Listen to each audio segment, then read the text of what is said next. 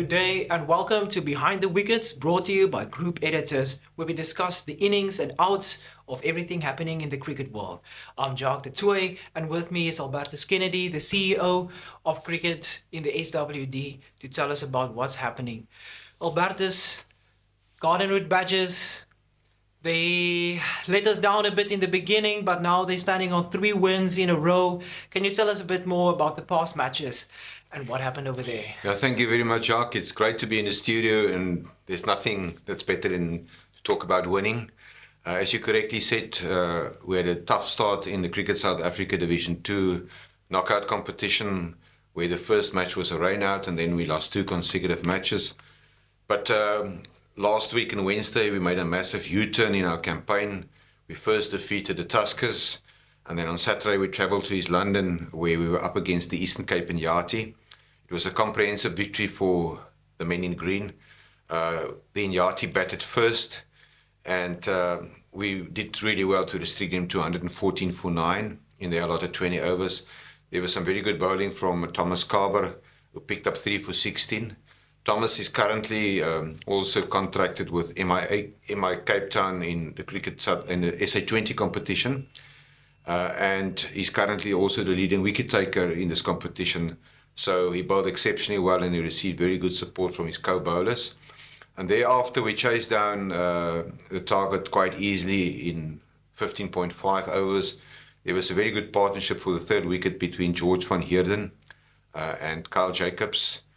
And what we did exceptionally well was that in the last 3 overs we scored 42 runs to earn the bonus point victory, and we eventually won by 8 wickets, which was comprehensive. And then on Wednesday we received the Northern Cape Heat at the recreation ground in Oudtshoorn. Due to the permutations, it was a quarterfinal between the 2 teams. We played against the Northern Cape Heat, and in saying that, it was a very hot and a scorcher of a day in Oudtshoorn. We won the toss and we opted to bat first. Once again, we were in trouble, but again, George van Heerden, who's currently in magnificent form, him and Luke Beaufort came together. They posted a partnership of 82 runs for the 4th wicket. Van Heerden hit 55, his back-to-back half-centuries from only 41 deliveries, and Luke Beaufort made 42 from 32 deliveries. Interestingly, Luke Beaufort got a call-up just before the start of the game after Keenan Vieira to withdrew due to a stomach bug. And then we scored a modest 141 we posted. So it was always a close game. Once again, our bowlers stick to their plans. They did exceptionally well to restrict the Heat to 132 for a 9-run victory. Once again, Thomas Carver, 3 for 24, Carl Jacobs, 3 for 27, and Jared Jardine, 2 for 29 with the pick of the bowlers. So yeah, toes are up, and we've got all smiles. Good results, good individual performances from the players, it seems, making their mark in the league. So if I understand correctly, the Badgers now have an opportunity to qualify for the semi-finals, or they've already qualified for the semi-finals. Can you tell us a bit more about that? Yeah, Jacques, as the league currently stands, the Eastern Cape Storm are on 20 points after 5 games. They've got a game in hand. We are on 15 points, so we already qualified for the semi-finals. We played our complement of 6 pool matches, and in 3rd and 4th respectively is the Tuskers and Limpopo Impala. They're on 13 points. All those teams has got a game on Saturday. So we will definitely be in the semi-finals. That was what we want to achieve.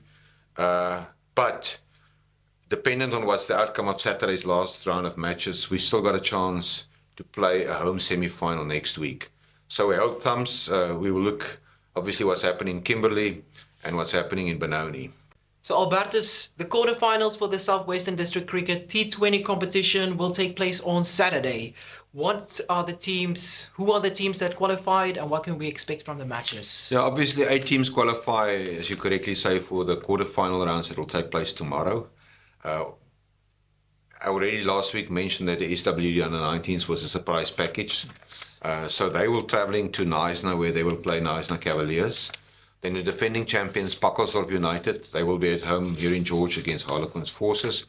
And then Union Stars has got 2 teams in the competition. Union Stars 1, they will be taking on Mossel Bay. And in the last match at 2 o'clock at the Bridgeton Sports Ground, Union Stars 1 will take on Plettenberg Bay Pioneers. Albertus, two former players from the SWD team represented the Proteas against Ireland. It seems that you have a healthy pipeline and a well-ordered structure to produce players for the national team. Can you tell a bit more about your secret to success?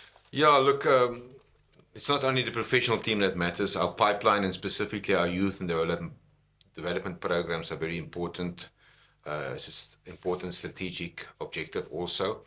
And I just thought it's important also that our viewers take note that we currently concluded the 50-over one-day series against Ireland in the UAE. Othniel Baartman is a well-known name in South Africa. He played 10 T20 matches already for the Proteas. He also represented us in a recent T20 World Cup that was hosted in the United States of America and the West Indies. He's also a star for Sunrisers Eastern Cape. But strangely enough, he only made his 50-over, limited over debut against Ireland in the recent series. This weekend, he played in all three the ODIs. We unfortunately lost the last one, as our viewers are aware, but we still won the series 2-1.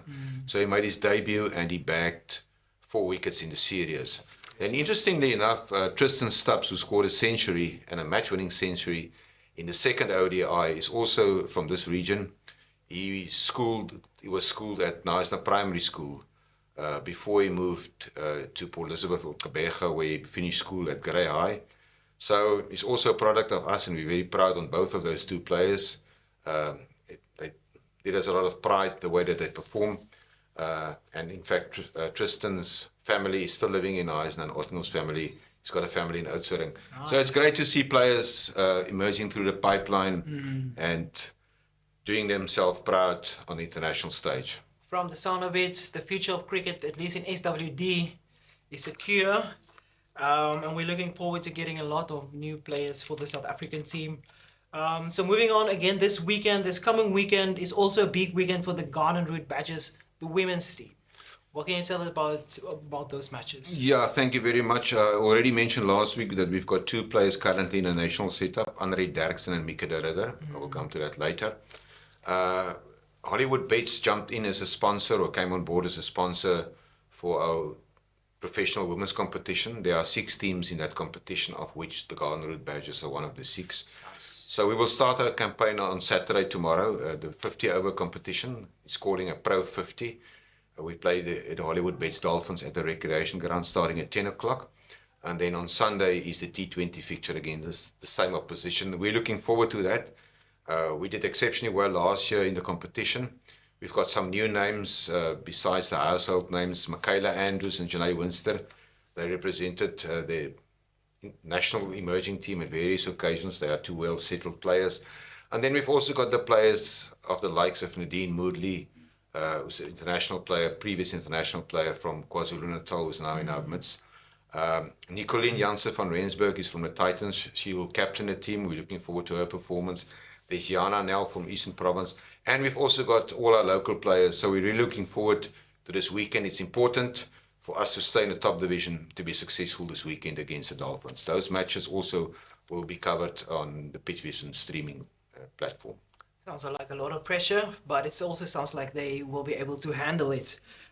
To close off the show, I wanted to ask you, can you give us an update of the ICC Women's T20 World Cup that's currently happening? Yeah, thank you very much. South Africa won their opening game against the West Indies, and then unfortunately on Monday they lost against England. And on Wednesday they were up against Scotland. They scored 186 and they dismissed Scotland for 86.